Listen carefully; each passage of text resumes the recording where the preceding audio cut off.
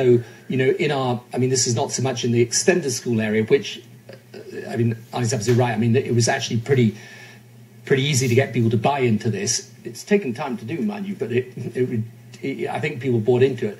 But when we came to sort of academies, self-governing trusts and so on, that was a lot tougher. Arnie, maybe in Chicago, kind of the same question. How did principals deal with now running an operation that wasn't just about getting greater performance out of their students, but having to run essentially a community-based social service network? It's a great question, and I was actually pretty concerned. We knew this was the right thing to do when I started. I think we had about 6 community schools out of 600, so 1%, and we wanted to grow this pretty dramatically.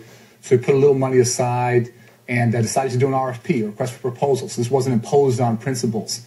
And I was worried we could do this and nobody might apply. We'd have this good idea and good money and no one would bite at it.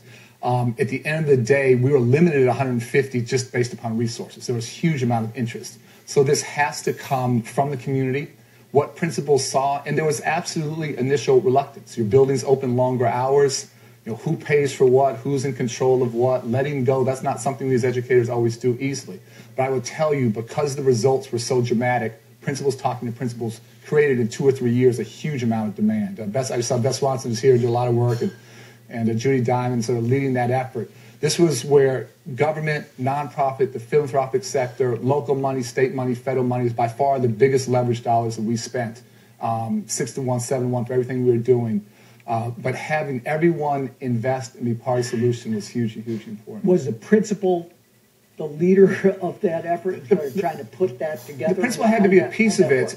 What you needed was a person at that school. So the principal buy-in is important, but it could be the assistant principal. It could be a social worker. You just need one adult there to be the bridge. Ultimately, what we're trying to do now is train a new generation of this hybrid between social workers and educators. And the principal can run the school 9 o'clock to 3 o'clock, and this new person, program coordinator, resource coordinator, can run the school 3 o'clock to 9 o'clock. I don't know why we continue to build Boys and Girls Clubs and YMCAs. I think we should just put in all of our scarce resources into children and into education, into tutoring, into after-school programs. We have all these phenomenal nonprofits around the country. Everyone is hurting for money now, tough economy. Let's get out of the bricks and mortar business. In every community in this country, rich, poor, doesn't matter, you have schools. In every school you have classrooms, you have libraries, you have computer labs, you have gyms, some have pools. There are these great, great physical resources. They don't belong to the principal, they don't belong to me, they belong to the community. And we need to think very, very differently about that. So this is not just the school working 14 hours, it's about bringing in the community partners to extend the hours in which that building is open to serve the entire community. Tony, was that a similar approach? Did the philanthropic community support the effort?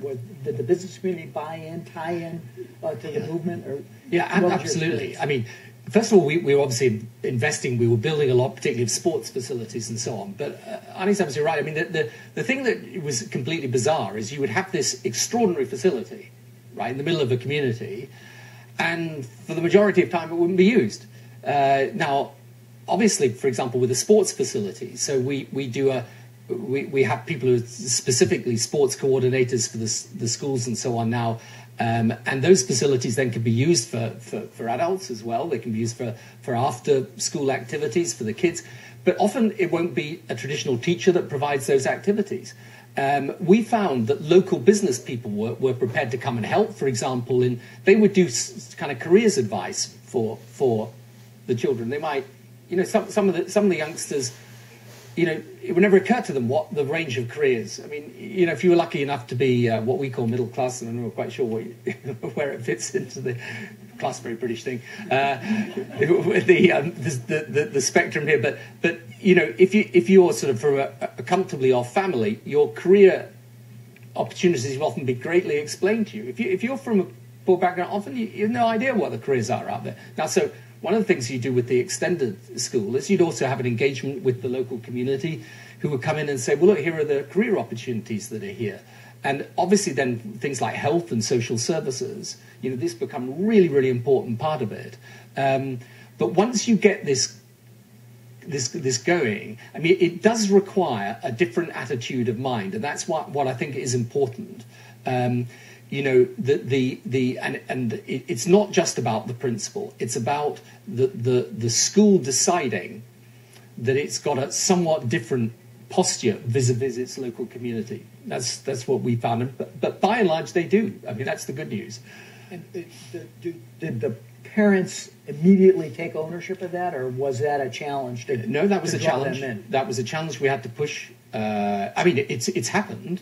And it has happened, and I think this thing will now be extended greatly. But no, that's a challenge. It's always a challenge when you're challenging what is a very traditional conceptual notion of what is school.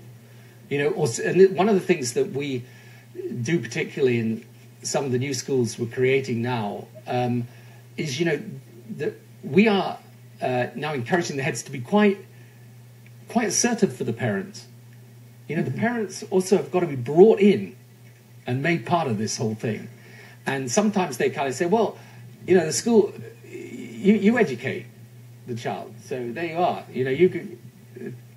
Well, I think in your comments at the podium, you reflected on the fact that oftentimes, particularly for poor kids, I mean, they're going home without resources in the home. So the capacity to draw parents who essentially are having struggles and difficulties themselves into the school-based approach or this community-based approach is itself challenging. Ernie, maybe I ask you the same question. How'd you get parents to buy into the ownership of it, and then what's the progress? What progress have you made on it? I really do believe sort of in this field of dreams idea that if we build it, they will come. And I think we have to be very self-critical and look in the mirror. Lots of times, we as educators, we have not welcomed parents into schools. They're supposed to drop their kids off in the morning, pick them up in the afternoon, and sort of not be seen. This is a fundamental change in culture, and that can be scary to sort of have parents there during the day and after school. But I will tell you, when you do GED classes, when you do ESL classes, when you do family literacy nights, when you do counseling, when you have healthcare clinics there, we had a set of schools where you had literally 100 to 150 parents coming to school every day, not for their children's education, but for their own.